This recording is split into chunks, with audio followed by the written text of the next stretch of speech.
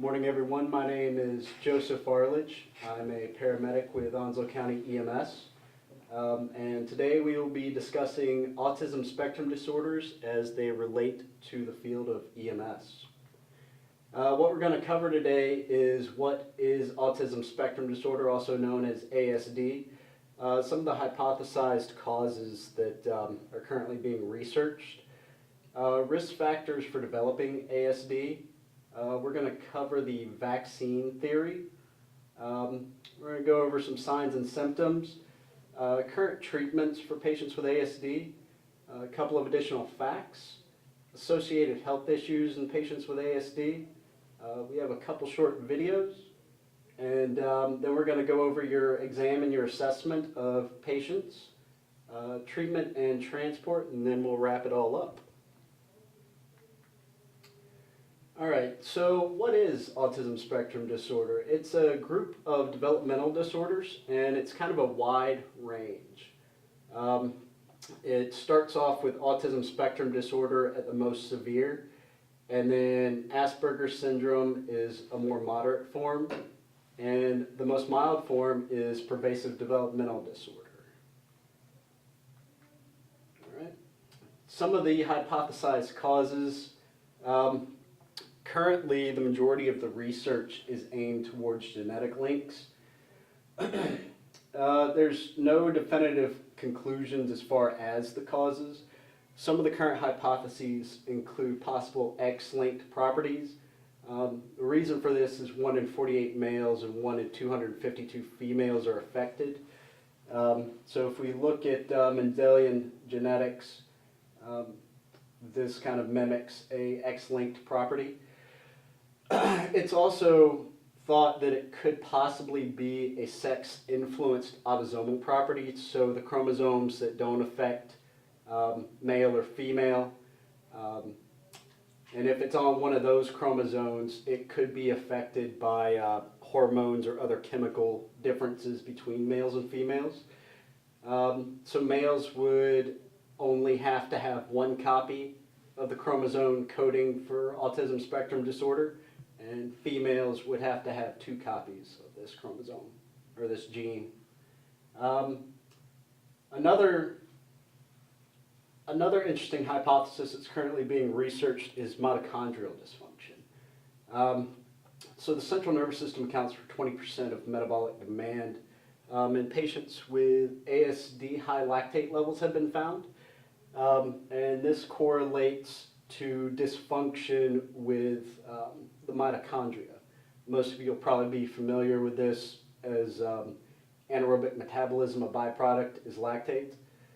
So where this comes in is in the developmental stages, either during pregnancy or shortly after birth, the central nervous system doesn't develop properly, and so there's current research going into that as being a cause. There's multiple other hypotheses. The genetic is just kind of one of the most popular currently. Some of the other hypothesized causes are environmental causes, things that you may be exposed to, or toxins or medications that you're exposed to during pregnancy. So some of the risk factors we just saw, gender is a risk factor. Males are 5 times more likely than females to contract it. If you have a direct relative with autism spectrum disorder, your mom, dad, brother, sister, then you're more likely to have it. This is, again, further evidence of a genetic link. Older parents, dad over 40 or mom over 35, which is, again, further evidence of a genetic link, because your DNA kind of degrades over time as you get older as a process of the DNA replication.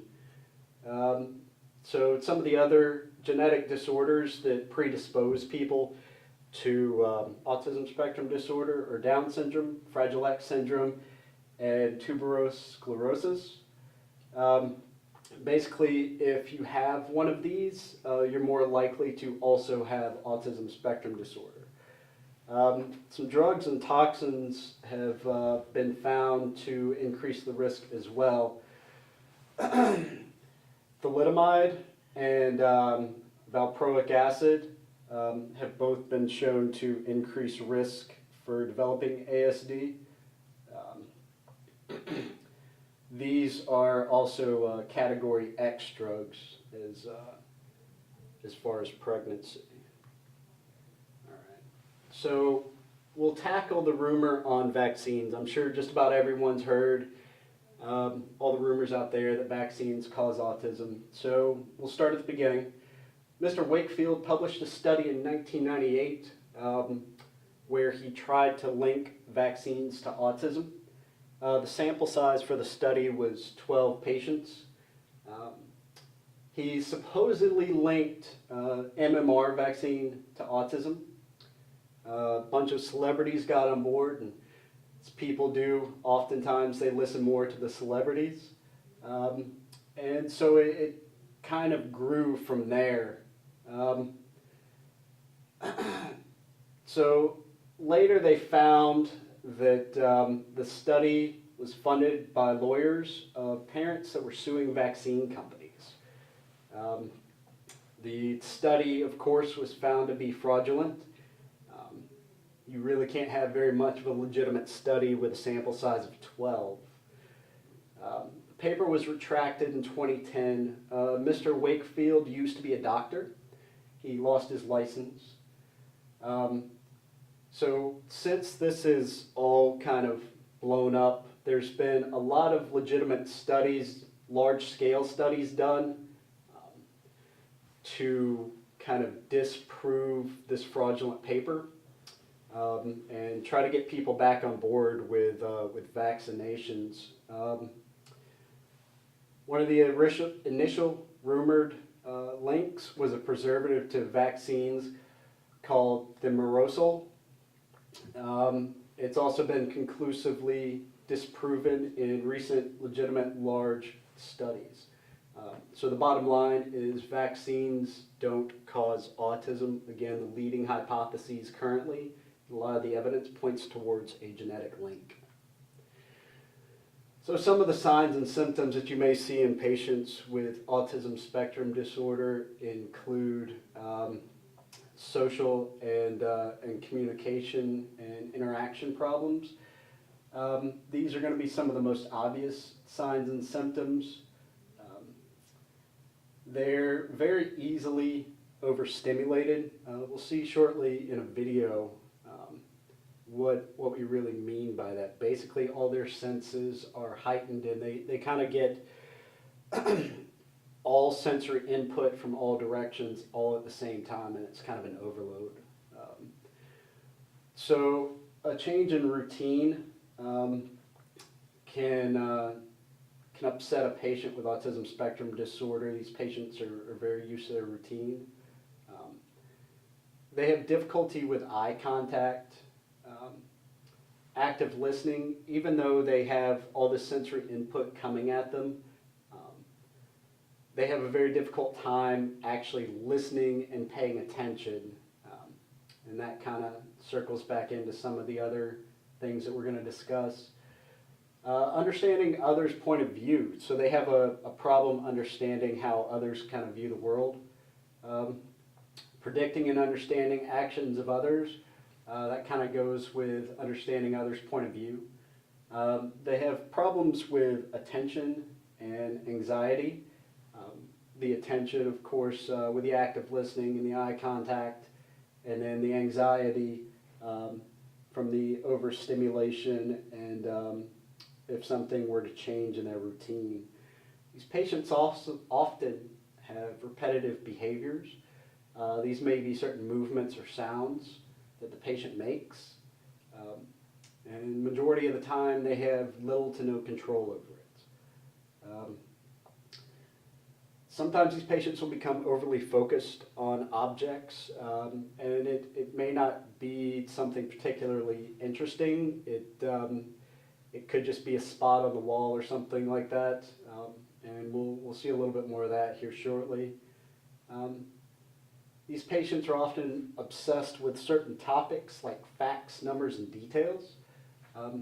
as such, a lot of these patients actually have a much higher level of intelligence than the average person. Patients with ASD also do something called stimming. Stimming is essentially output that blocks input. A lot of times it's in the form of humming or something like that. And that helps them kind of deal with the overstimulation that they're getting. So current treatments. There's no known cure currently due to a lack of definitive knowledge and understanding of the underlying cause. Care is mostly supportive in nature. The individual signs and symptoms of each patient are treated. They use various medications and therapies depending on the individual patient. These therapies could include physical therapy or occupational therapy, speech therapy, and so on. Although a lot of these patients are similar, this disease does span a wide continuum or a spectrum. And so the treatment is very individual to the patient. So almost no two are exactly alike. All right, a couple of additional facts. So often these patients have above average intelligence. Like we said before, they have a fascination with numbers and facts.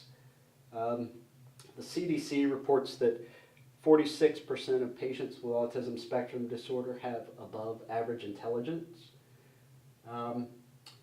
They learn intricate details and retain them for a long time, which again feeds back into the increased intelligence. They're visual and auditory learners. They excel at math, science, music, and art. And some of the signs and symptoms may possibly improve with age as well. And that may be due to medication or therapy, or if it is in fact a genetic cause, some of the changes with DNA replication over time can actually correct errors that may be in the genes. So, some of the associated health issues that we're going to see with these patients is attention deficit hyperactivity disorder. And we talked a little bit about the problems with attention and the anxiety. Depression. The depression's probably not so obvious with what we've covered so far. In the video, I think you'll see why it'd be easy for these patients to become depressed. Aggression. So sometimes if these patients are overstimulated, they do become aggressive, and it's not really an intentional or a malicious aggression. They tend to have GI problems, sleep disturbances. A lot of them have seizure disorders, so that's something that you want to look out for. Asthma, allergies, headaches, and then of course, because of some of these agitated events that the patients go through, they may sustain accidental trauma, and that could range anything in the trauma world. There's really no limit on what could happen there. All right, so here is a short video